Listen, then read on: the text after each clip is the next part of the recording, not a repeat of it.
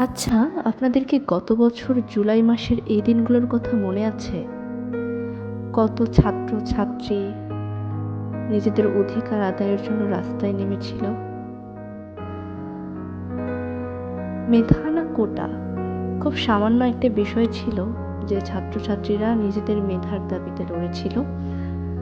তারা তাদের মেধার মাধ্যমে চাকরি পেতে চেয়েছিল, যেখানে কোনো কোটা থাকবে না, কোনো বৈষম্য থাকবে না। অথচ কি হলো? সামান্য একটা বিষয়কে ইস্যু করে কত ছাত্রছাত্রী, সাধারণ মানুষের ওপর গুলি চলল, কত মানুষ মারা গেল।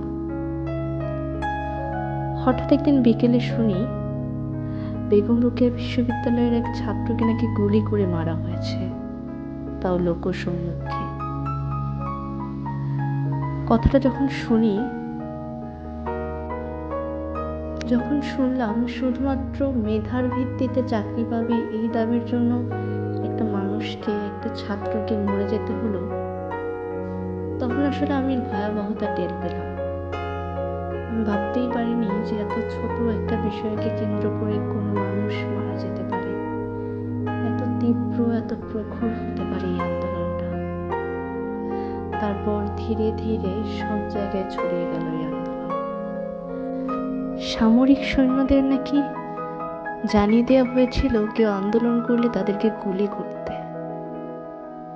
একটা দেশের সামরিক সৈন্যরা কিভাবে পারলো নিজের দেশের ছাত্রছাত্রীদের উপর গুলি করতে, অথচ তাদেরকেই আমরা নিরাপত্তা রক্ষাকারী বাহিনী হিসেবে জানতাম।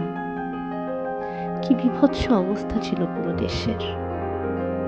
এখনো সেই দিনগুলোর কথা মনে করলে গায়ে কাঁটা দিয়ে ওঠে।